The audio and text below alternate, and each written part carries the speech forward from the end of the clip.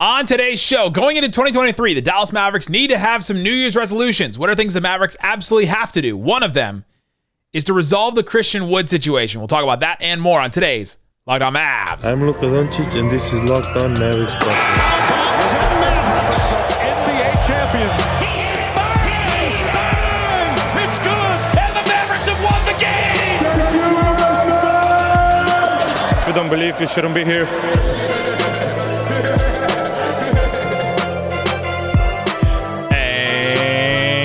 Welcome. You are locked on to the Dallas Mavericks. My name is Nick Angstadt, media member and NBA channel manager for the Locked On Podcast Network. Thanks for making Locked On Mavs your first listen each and every day. Remember, Locked On Mavs is free and available on all podcast platforms, including YouTube. And the best way you can help us grow the show is to comment anything below. Let me know in the comment section, what's one New Year's resolution the Mavericks should have?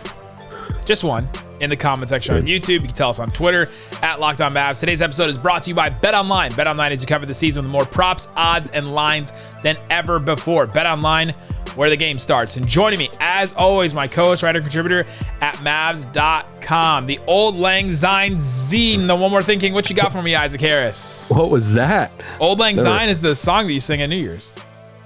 Wow, did you sing it? No, but people do. Did you eat the black eyed peas and cabbage and I did not do cornbread? No, I did not do that. Yeah, I didn't either. I'm not a superstitious person at all. I had to look up the lyrics to it, but that's that song. Should old acquaintance be forgot and never brought to mind? Da, na, na, na, na, na. Don't add that to the intro song. Anyway, yeah, what you got for me, Isaac Harris? New Year's resolutions. It's that time of the year, you know. It's like, I was thinking of the other day. You know, everybody likes to make their gym memes for right now of like, all the regulars that go to the gym all the time. How it must feel for them at the first of the year. You're like, here we go, and everybody hops on board, and you wish them well, but they're all going to drop off, and they start off strong, and it makes me think about NBA podcasts at the beginning of the NBA season. Hey, let's go. And then some people just stick around. Listen, who's still here for you, Raccoon Squad? Who's still here for you 5 years later? Every day. Freaking day. We're still here. We're not going anywhere. Sick or not. Yeah, Isaac is going on. He just used the cough button. Tweet at us if you remember when Isaac didn't have a cough button. I didn't have a cough button. You asked me before, you're like, I think your sicknesses stick around. You know what I didn't get to? You know what's different now? Is we have two other humans in our house and our kids. There you go. Yeah. So now it's just like 1 out of 4 people has to get sick, and then the whole house. You get healthy, and then the other one's still like dealing with the sickness and passes it back to you. Yep. It's like, no, keep the potato over there. It's like a game of knockout you guys are trying to play. And then you love your kids so much, and they're sick. You're like, I don't even care. Just like, I'll cuddle with you all day, and then you get sick. You're like, all right, now I care.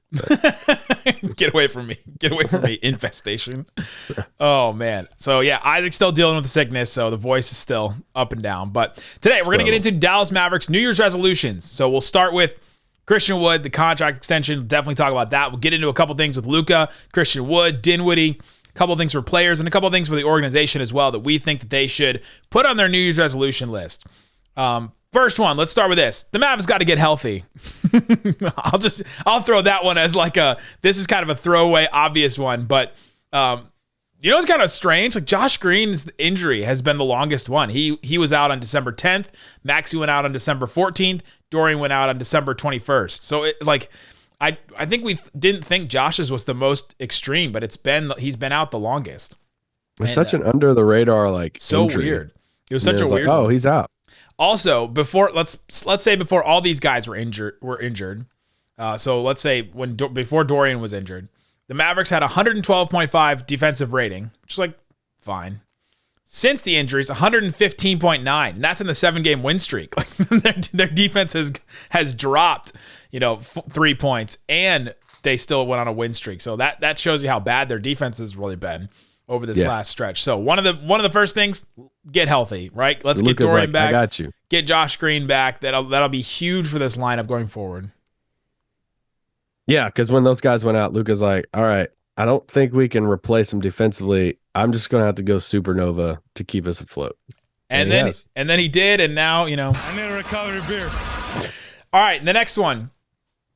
The Dallas Mavericks should resolve the Christian Wood contract situation. They actually, in 2023, they have to, right? Like, they have to, because he's an He's an expiring contract. So at a certain point, they're either going to have to extend him, wait it out, and then, or extend him, try to trade him, or wait it out and try to re-sign him in the offseason. Or the fourth thing that I feel like a lot of Mavs fans are just like sitting, waiting, and they'll put their hands in their face in their hands and be like, ugh, we knew it, is just let him walk for nothing, right? And I don't think that should be an option at this point. According to Tim McMahon today on ESPN, he said sources told ESPN the Mavs have interest in a 2-year extension, which would be for a maximum of $36 million. That would be about $18 million annually. That's the max they can extend him to right now. You're allowed to extend him 120% of his salary the year before. So $14 million he's making right now, 180% of that would take you to I think $17 million, and then he'd be able to make $19 million that second year if they just want to do that 2-year deal. What are the pros and cons of a 2-year deal for Christian Wood on both sides? Oh, man. I mean, for Dallas, you're looking at, I was going to pull up this tweet that Talk had from earlier, but I already have it pulled up. But, from Dallas, their side of it's looking at it saying, all right, you're just over the last, you're basing this off the last, 2 months, right? Last month of the season. Because like we said before, when you go back to the trade, they didn't give up hardly anything for him to take the swing, take the chance. Day one, they made the trade. They said, hey, it's prove it for us to him. It's him to prove it to us. Because, Istok, I think, had a great tweet yesterday. He said, the pressure is on for Dallas to do something with the Wood situation. Can't afford Brunson 2.0. But I think the pressure is on Wood's camp as well. This is the 7th team that would move on from him if they trade him. 2.5 months to show and prove his worth on a new team from scratch. Like, this would be the seventh team in the league to say, no, the Christian Wood experience isn't for us, right? Like, it's not worth it.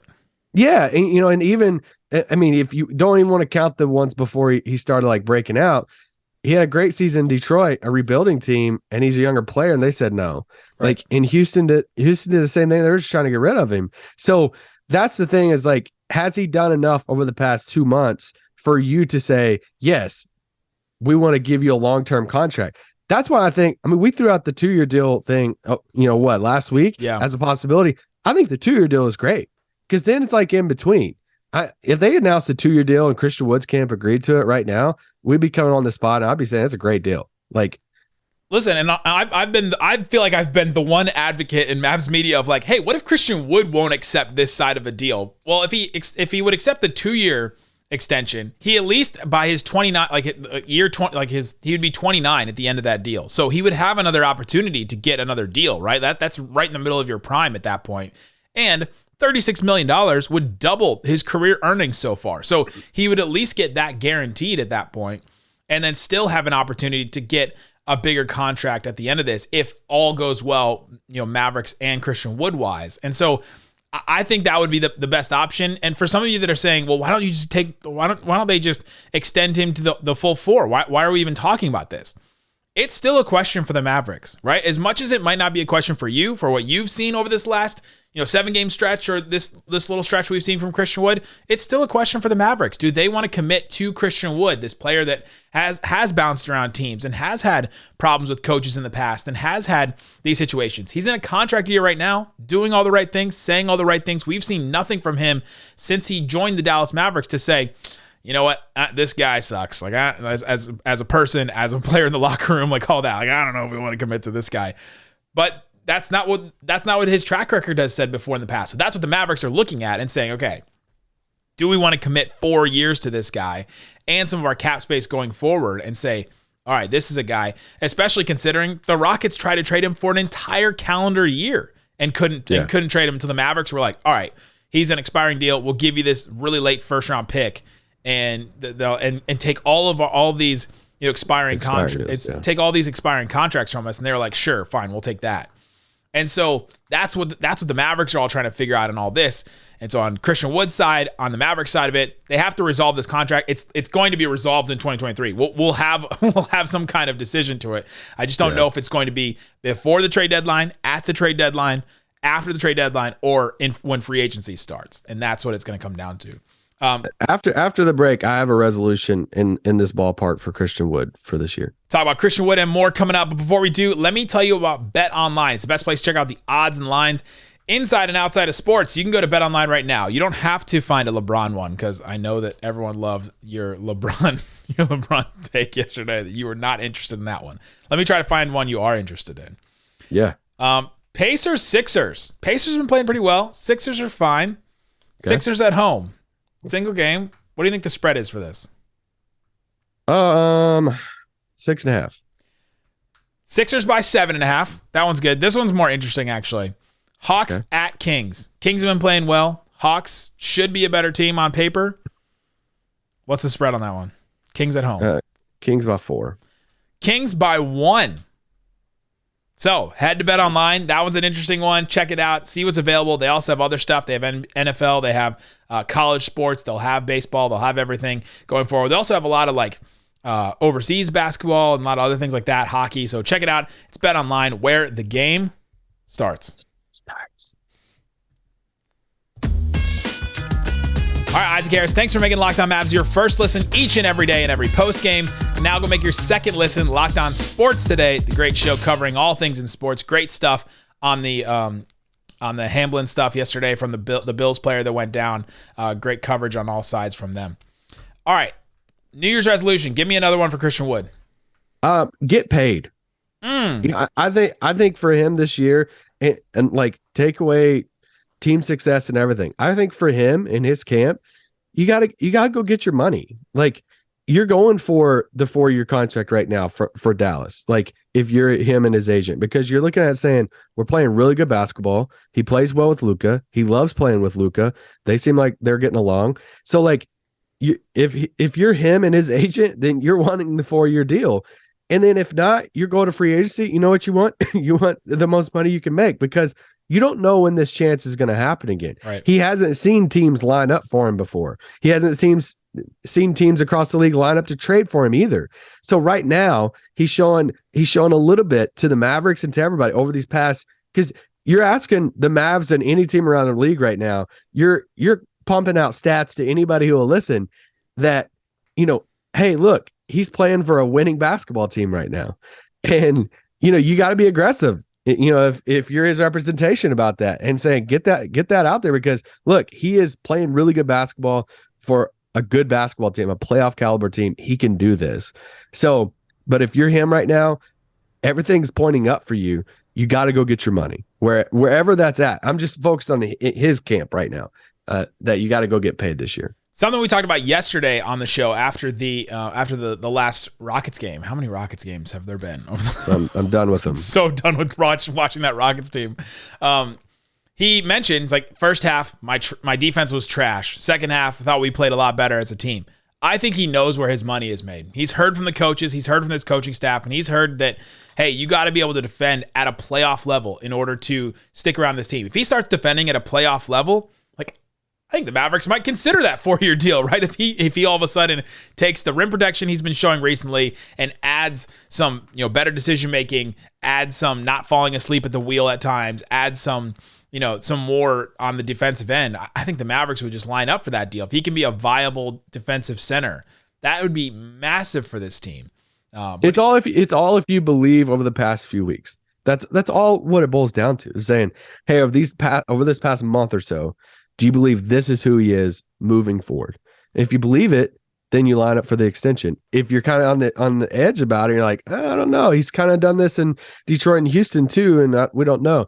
I would be surprised if Dallas at this exact moment, unless something changed over the next few weeks, I'd be surprised if Dallas went to the full 4 for 77. I still think that 2-year mark is probably where Dallas wants to get this thing done with. It's just a matter of Christian Wood. And Brian Windhorst said something the other day on his conversation with Bobby Marks of saying, he pointed out, he's like, yeah, look at 2 of the teams that have big money this offseason, Detroit and Houston, 2 teams that, kind of passed on the Christian Wood experience after they had him in their house. So Houston does not want him back. Let's be clear about that. All the players and anybody. So now that doesn't determine a lot because teams can create cap space. All it takes is one team to, do a signing trade and all of that. So you don't want to like not resolve the situation and then just like, oh, okay, because just play out the season because you don't think anybody's going to pay him. You don't want to play that game again. I think if you're Dallas, again, you gotta figure out some form of an extension, or he's got to be traded. I don't think any of us or this fan base can go through again, going past the trade deadline and there's no extension. You're like, hey, we're just gonna play this sucker out. It's like, all right, cool. Oh man, you're casual. Can I say one for the organization? I got one more for Christian Wood and for Luka. Let's continue the Christian Wood talk with this.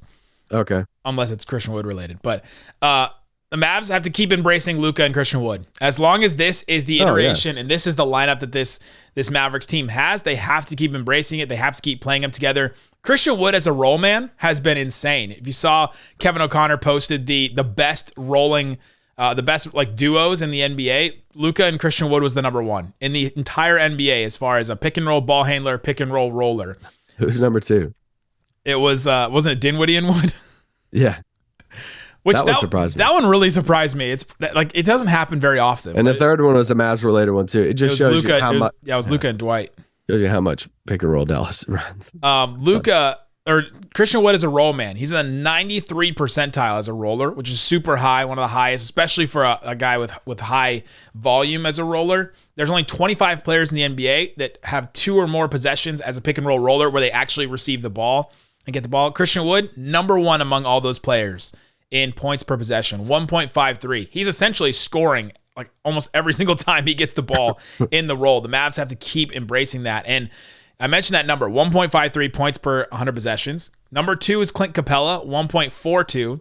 Number 3 is Anthony Davis, 1.37. Like, it drops off so far. Christian Wood is just far and away the most effective roller in the NBA, and it's only been 18% of his possessions this year. These are some of the other players, like some star players, or like what their percentages of rolling. Ayton is 26%, Embiid is 22%, Mobley 21%, Bam 21%. So like, They can go to that a little bit more. They haven't. We've talked about why they haven't, because Luka gets doubled. You can't run a pick and roll if Luka gets doubled. Like, it just doesn't work very often. But they need to just embrace that duo more, embrace the pick and roll like even more with those two. Yeah, however you do it, you just got to continue finding minutes with them together. And the offense has been like 126 points per 100 possession with those two guys on the floor this year. It's just been absolutely like blowing the doors off of people, which has been awesome to see. Yeah.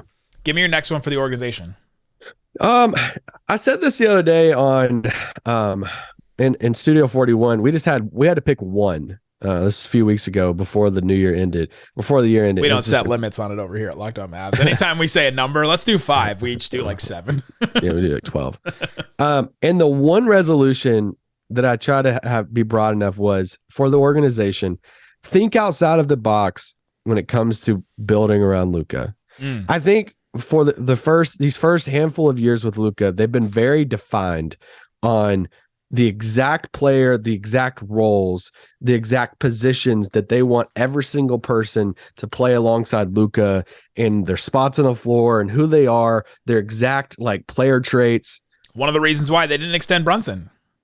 Yeah. So my thing is, think outside of the box now. Now you've reached a spot. You're in the second part of his contract. You're in Luka's on a whole different level.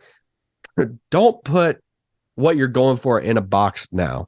I think now you should be open more than anything to anything that's on the table. No matter like what kind of star is out there, entertain it. Like, entertain anybody and everybody. Look at more versatility on the wings, not just 3-and-D guys. Maybe, sacrifice a little defense, but you get a little bit more faster decision making, or a little bit more dribbling on a wing position. Or, you're looking at a guy like DeMar DeRozan. Like 3 years ago, you're like, I don't know. Do we want like sophomore Luka with DeRozan? And now let's entertain it. Like let's look at it, because Luka has evolved as a player. Whether you want to think Luka has gotten better, I think he's still evolved. He's still evolving as an NBA player, and I like that's just my thing is think outside the box when it comes to building around Luka this year.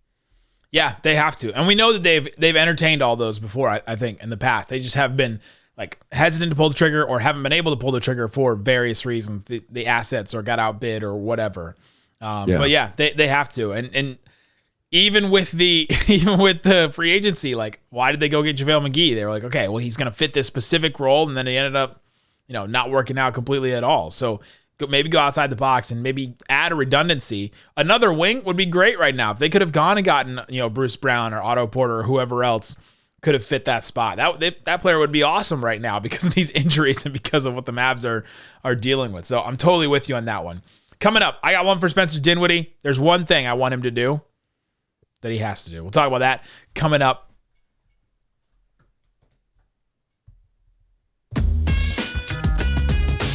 All right, Isaac Harris, let's get into some more New Year's resolutions. I got another one for Spencer Dinwiddie.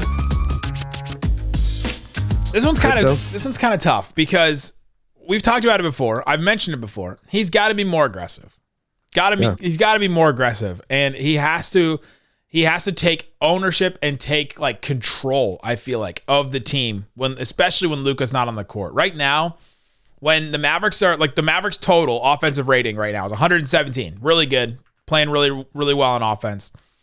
When Luka and Dinwiddie are on the court, so that starting lineup and then throughout the game, closing lineups, it's 118.9. So it's even better. So it's one of the best when those two are together.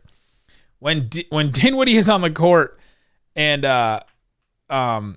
when Dinwiddie is on the court and Luka is off the court, it's 105.3. So it goes from 117 total to 105. It's just been so brutal to watch those units. And you know exactly when it is, right? It's the beginning of the second quarter. It's the beginning of the fourth quarter where the Mavericks have just really tanked. They just really struggled to create any offense at all. And it's kind of all on Dinwiddie right now. Wood is out there a little bit with him, and the Mavericks have tried to juice those lineups, but they need a little bit more in that. That when Luka is off the floor and it's just Dinwiddie, the offense drops by 11.7 points per 100 possessions. Like that's just a huge steep drop off, and they need a little bit more from Spencer Dinwiddie, I think. To go with being more aggressive, I just put Spencer Dinwiddie, take more shots. Yeah. So he is averaging 12.3 shot attempts per game. You know where that ranks in the NBA? 67th. Say really, really low. 67th. 68th is Christian Wood at 12.1. That's your second and third shot attempts on the team. And we got to have somebody else that can take shots beside Luka. And he can. He's just, I think it's still the same. I think sometimes he gets in his head a little bit of like trying to be the facilitator a little too much. Yeah. And we need him to be a little bit more aggressive. So I want him to take a few more shots this year. His usage is like the same as actually it's lower than last year when he was on the Mavs. Last year it was 22%. This year it's 20%. Like he's using the ball less. He's like using less possessions. You mentioned the raw shot attempts. 12.3 shot attempts this year, 10.6 last year. He's taking essentially 2 more threes, and that's all where the shots are coming, like the more shots are coming from that he's taking.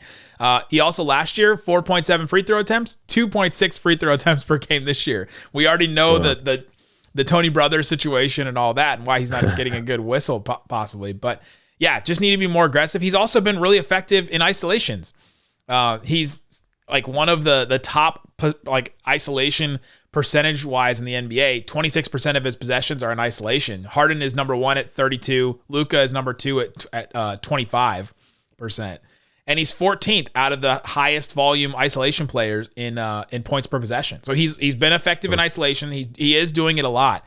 You just got to have it more. It's got to be more. Like you got to have it more from Spencer Dinwiddie because that lineup without Luka needs more juice.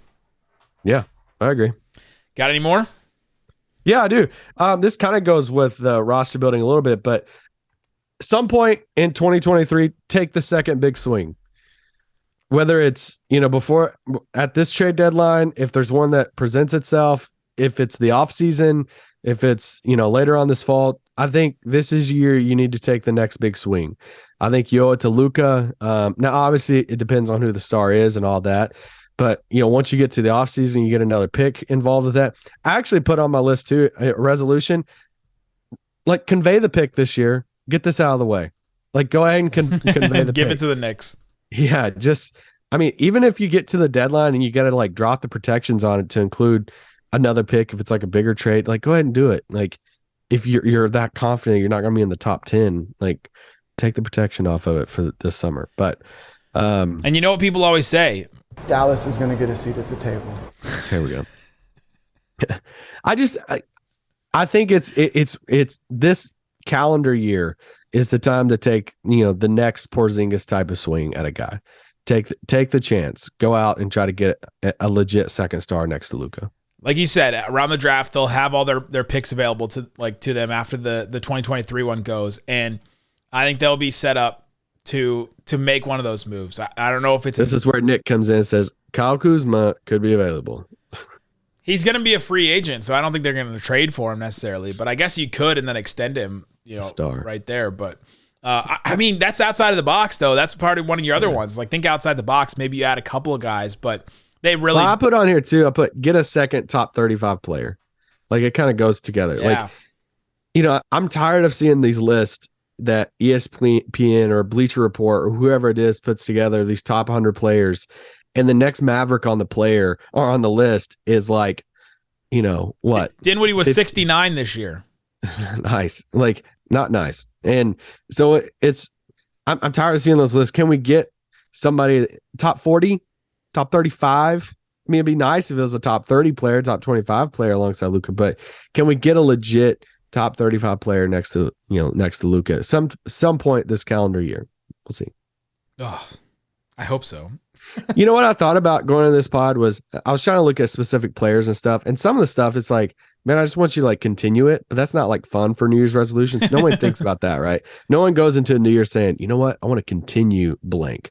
It's always like starting something new. Yeah, it was kind of hard for Luka, to be honest, because Luka's is playing so otherworldly. What else can you ask for him? Yeah, it's like, all right, you can get better defensively. I just think some of that's just like effort at times. And because it's like when he really, really tries, he's not that bad of a defender. It's just sometimes he doesn't try because I think he's just tired. He's like, I'm just going to conserve my energy some.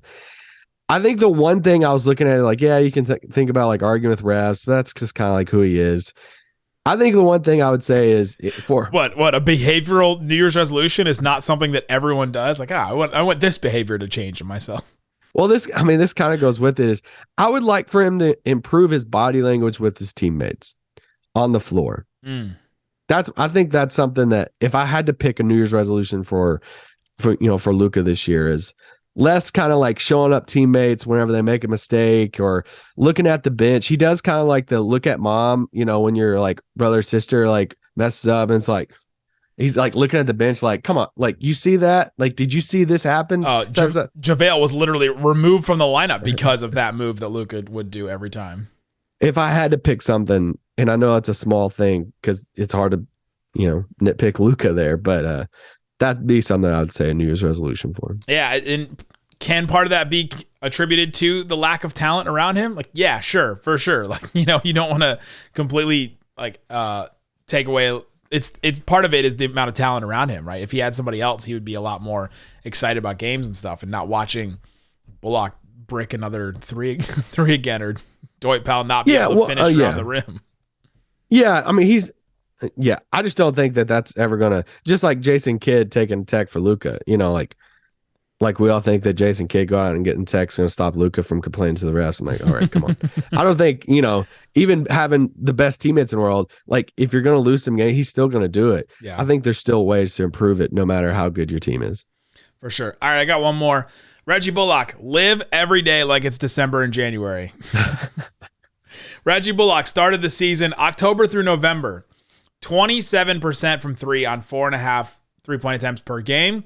He was also a minus 2.5 in the plus minus on average.